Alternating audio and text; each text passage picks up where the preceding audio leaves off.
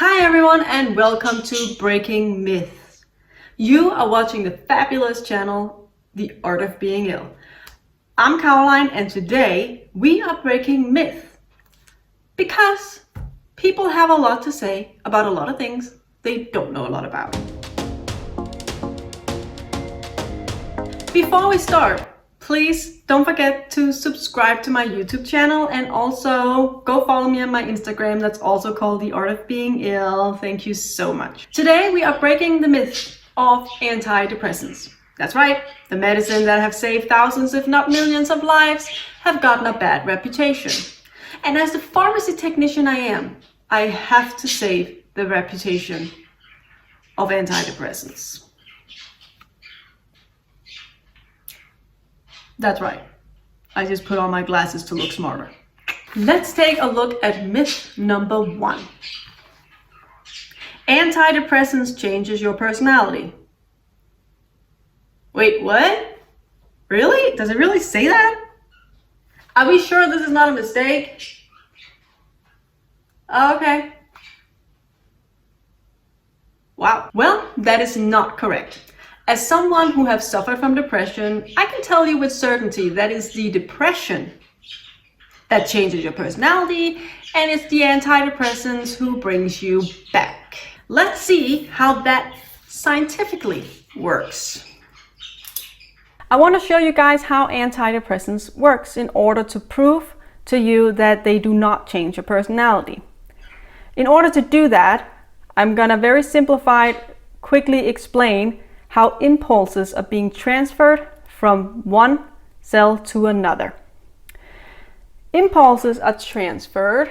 We have something called neurons. And neurons transfer impulses.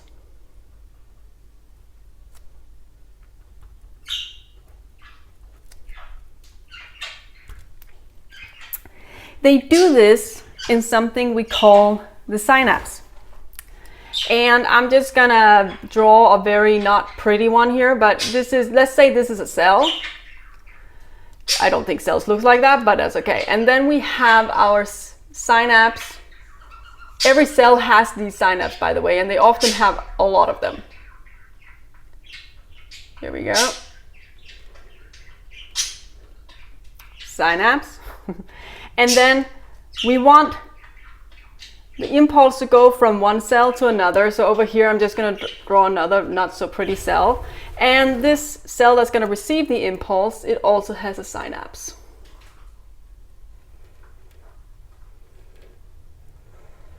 There we go. And the synapse that we're going to transfer the impulse from is called the presynapse.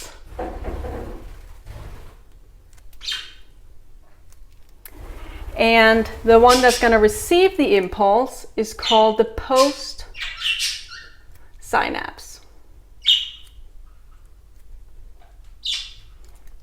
In between these two synapses, we have a gap, and we call that the synaptic gap. Now, because the synapses are not touching one another, the neurons need a little bit of help in order to transfer the impulse from the presynapse to the postsynapse. And what helps the neurons with this is something we call neurotransmitters.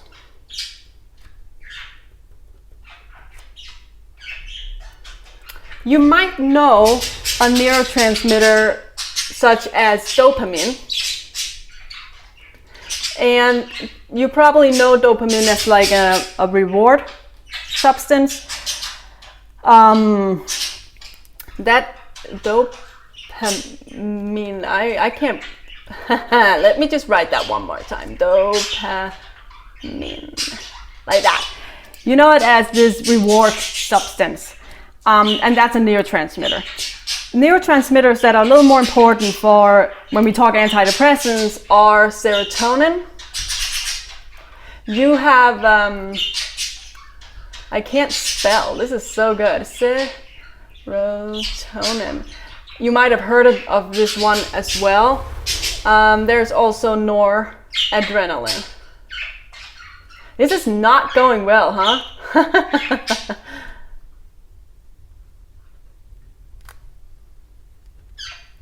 Now, these two neurotransmitters are feel-good neurotransmitters, so to speak. So these are the neurotransmitters we need in our body in order to not be depressed. If we are lacking them, we are depressed. Simplified said. Now, what happens when an impulse is going from one cell to another is that in these synapses, we have a storage of neurotransmitters. There's storage of different neurotransmitters. Let's just go with serotonin for this one, just to make it simple. So we have a storage of serotonin in the pre-synapse. Now, when the impulse is going to be transferred from the pre-synapse to the post-synapse, the serotonin is released into the synaptic gap. And this is my beautiful serotonin. On the post-synapse, we have receptors.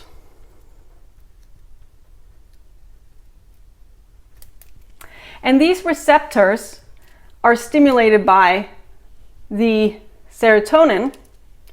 They are specific serotonin receptors or noradrenaline receptors or dopamine receptors. So they have a specific they're very specific, these receptors, and there's like a lot of them. So now the impulse can be transferred from the pre-synapse to the post-synapse. And that's really how impulses are transferred, and this is making sure that you are feeling okay. So once the impulse has been transferred, and this obviously happens really, really fast, but when it has been transferred, it's not really needed to be as much serotonin in here anymore.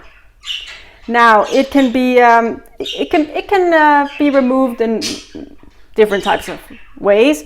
It can be decomposed by other neurotransmitters, which job is to decompose.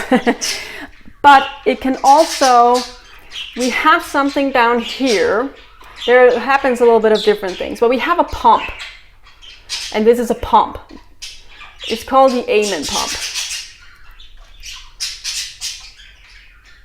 And this pump, basically, as the word says, it pumps the neurotransmitter, in this case serotonin, back into the pre-synapse and into storage. So basically, now this serotonin can actually be reused for the next time an impulse is passing by, an impulse that requires serotonin, feel good impulse. We also have something, I'm going to draw it like this, something here. I'm not 100% sure if that's where they're located, but you know. And this is called the alpha 2 receptor. I don't have a pretty handwriting, now you know. And what this does, it creates what we call negative feedback.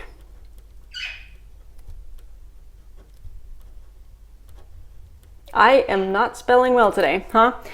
But negative feedback, like that, negative feedback. What this means is that when the alpha 2 receptor gets stimulated, it stops the release of neurotransmitters into the synaptic gap. In our case, it's serotonin. It stops the release of serotonin. So this is what happens. Now let's move on to, and it was a little bit simplified, I want to say that, but let's move on to the antidepressants. Now, I'm going to mention 4 types of antidepressants that are the most common ones. And the first one is SSRI. And this could be something like sertraline. I take sertraline personally. We also have SNRI. This could be duloxetine.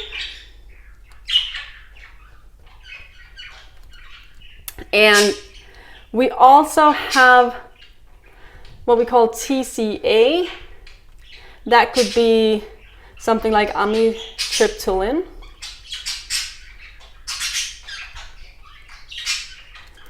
And the last one I want to mention is NASSA. And this could be something like mirtazapine. And I apologize if I'm not pronouncing it correctly in English. I hope I am. So, now let's take a look at how these actually work. Now, SSRI, it has an effect on serotonin, and only serotonin, not noradrenaline, only serotonin. And what it does is it inhibits the reabsorption of serotonin in the synaptic gap. In that way, there will be a higher amount of serotonin in the synaptic gap for a longer period of time, which will increase the effect of serotonin. So that you will feel better. The SNRI does the exact same thing. The only thing is that it targets not only serotonin, it has an effect on both serotonin and noradrenaline. So it inhibits the reabsorption of serotonin and noradrenaline in the synaptic gap, which means there will be an increased amount of both serotonin and noradrenaline in the synaptic gap, and therefore the effect will increase and you will feel better, simplified said. Now TCA almost have like the same type of effect. However, this TCA inhibits directly the amine pump, the pump that is pumping the neurotransmitters back into the presynapse. And by inhibiting this pump, both serotonin and noradrenaline will stay for a longer time in the synaptic gap, which will increase the effect once again, and therefore you will feel better. The last one, NASSA, have a very different way of working actually. NASSA inhibits the alpha-2 receptor. The alpha-2 receptor was what gave us negative feedback. So when it's stimulated, it stops the release of neurotransmitters into the synaptic gap. Now, by inhibiting this receptor, it will have the, when you inhibit, I'm going to say that one more time. When you inhibit alpha-2 receptor, it has the opposite effect, which means that instead of stopping the release of neurotransmitters, in this case serotonin and noradrenaline, into the synaptic gap, it keeps releasing, increase the release. And thereby you will have more serotonin and noradrenaline in the synaptic gap. And again, the effect of these will be increased and you will feel better. So as you can see from this very simplified explanation here, as you can see, what antidepressants really do is they make sure that you have the amount you need in the synaptic gap when impulses are being transferred for you to feel good. So no, it doesn't change your personality. It's actually helping your body do what it's supposed to do, so to speak. And when you're depressed, you are lacking these. You don't produce enough of them. You don't produce enough of these neurotransmitters here. And so, like I said, the depression is really what changes you because it makes you miserable, but the antidepressants is helping your body do what it's supposed to do, and therefore you can come back to your own self. I hope that made sense. It's hard to explain. I hope it made sense. Let's move on. Let's take myth number 2. Antidepressants are addictive. Well, nope. This is going to be a longer video than I thought. According to official guidelines, in order for someone to be categorized as addicted, at least 3 of the following factors have to be present for at least a full month or several times within a year. Let's take a look at these factors.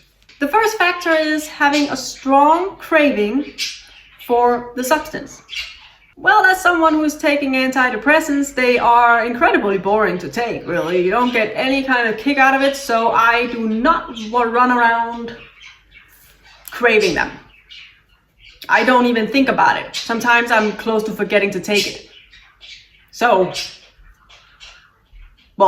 that factor is not there. So the next factor is weakened ability to control intake, stop, or decrease the use of the substance. Now, this is not a factor with antidepressants either. Let's just say I have never been in a situation where I take one pill of 100 milligrams every day of my sertraline, and I have never, ever been in the situation where I thought, oh, I can't control myself, so I'm just gonna take 2. The next factor is tolerance development.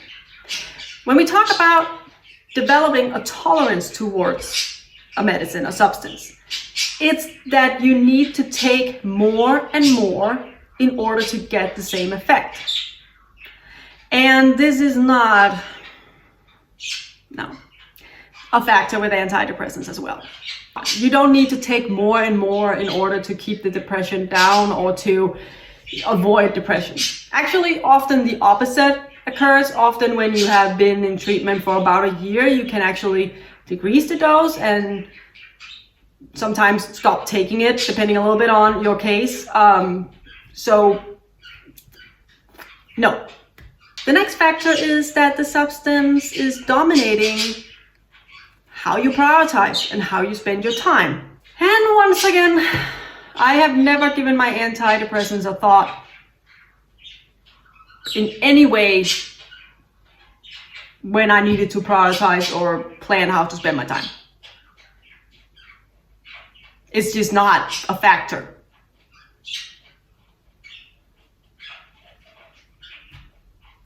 I don't know what else to say. The next factor is that you have to continue to use the substance despite acknowledgement of harmful effects. And I apologize for my buddies who decided to make sound effects. This is not a factor either. First of all, because it's only very rarely harmful for people to take antidepressants, but even if you get side effects and you get some of the more annoying and maybe severe ones, trust me, you're not going to continue to use it. You are most likely going to call your doctor. Which reminds me, don't ever just stop taking antidepressants. If you get side effects, you call your doctor. It's not a good, you can't just stop. The last factor is you get withdrawal symptoms, or that you are taking the substance in order to avoid withdrawal symptoms. Now, this is the only factor that actually does occur with antidepressants. But that is one factor out of 6. So according to official guidelines, and when I say official guidelines, it's guidelines from organizations like WHO. When you take antidepressants, you do not get addicted to the substance. Caroline, but if people get withdrawal symptoms when they stop taking antidepressants, then why is it not addictive? And also, then why do some people have to take it for the rest of their lives? I'm glad you asked. I explained earlier how antidepressants works. They work as a little helper for the body. And if you just take that away, the body's little helper, it's gonna react. That's also why you need to lower the doses of antidepressants and not just stop from one day to another. Another way to explain this is imagine that one day, out of the blue, a person just shows up at your doorstep and says, I'm here to clean your home. You didn't order anyone to come and clean your home, and you don't know why they're there, and it's kind of weird because they're kind of insisting that they have to clean your home. They don't know for how long. They don't know how much, they don't know really anything. But they are insisting and forcing their way into your home. Okay, that sounds a little, but just go with it. And at the beginning, you're frustrated. You're a little like, excuse me? You're coming here and demanding to clean my home? What is going on? And you might get a little stressed out, right? You might react to that. And then you find out, okay, someone in your family have given you the gift of cleaning help. And you start to think, oh, well, that's actually kind of nice. I kind of like it. You never have to clean. This person is with you every day, 7 days a week. Cleaning, doing laundry, all the shit you don't want to do. And then you start to plan your life according to it. Cleaning is no longer a part of your schedule because you don't have to clean. Someone is doing it for you. You might just, clean up your dishes if you've eaten or something, but you don't really do the majority of the job. So you have all this time to just do whatever you want. And that's how you plan your life from now on. Then one day, out of the blue, this person never shows up again. And you don't know why. And no one can tell you why. You don't understand it. Did they just stop paying your family members? Did they just stop paying for it or whatever happened? Like, you have no idea what's going on. But one thing is for sure, the next month of your life is planned to the full, and you don't have time to clean, and you even have to have a dinner party on Saturday, and now you have to clean your whole home alone, and you will most likely get a little stressed. And it will most likely be a little bit overwhelming because now it has to be a part of your schedule. And you didn't count on that. So you will get a little frustrated and a little stressed out. Eventually, obviously, you will get used to it. Now, if this person, instead of just stopping from one day to another without saying anything, came to you and said, I'm not going to be with you every day anymore. Now I'm going to be here every other day. And then I'm going to be here every third day. And then, slowly leaving all the cleaning to you again, you would probably still find it annoying and a little frustrating, but it would be easier because you only have to take over a few tasks at the time. And then it will become normal again. And that's actually what happens in the body. And yes, you can credit me for that amazing visual I just made of why you get withdrawal when you stop taking antidepressants. I'm a little proud of it. So moving on to the why some people have to take them for the rest of their lives. Well, in some cases, it's just because you are more disposed to it. As example, me, because I have ADD. You can also be genetically exposed to it. You can also have suffered a trauma that makes you more disposed to it. So there can be many reasons why you are more disposed to getting depression. But that's not all. Studies actually show that if you don't treat depression the first time you have one, the risk of them keep coming back and getting more and more severe is increased significantly. And the more depressions you get and the more severe they get, the harder they are to treat. Actually, they have made some research that showed that if you have had 2 depressions, the risk of getting a third one is 80%. 80%. So the reason some people take antidepressants, most likely in lower doses, their whole lives, is literally to avoid them going into depression all the time. So instead of saying, okay, you had a depression, now we have treated it, and now you can go for some time without, and then your whole life just goes like, oh, now I'm actually feeling okay, and then now I'm feeling like crap, and now I'm feeling okay, and now I'm feeling like crap, and now I'm feeling okay, and now I'm feeling like crap. Sorry. It's a way to avoid that people go into deep depression and experience more and more severe depressions. It's a way of keeping it away, so it doesn't have to be a factor in your life. And that's the reason. I hope that cleared the myth. Obviously, there are way more myths about antidepressants than the 2 I just mentioned. I feel so bad for antidepressants. However, this video would be way too long if I had to go through them all. So we're gonna have to continue another day. So that was it for today's Breaking Myth. So everyone, thank you so much for spending your valuable time watching my video. I really appreciate the support. I hope you like this little new series that I'm doing, Breaking Myths. And if you did, please give it a thumbs up.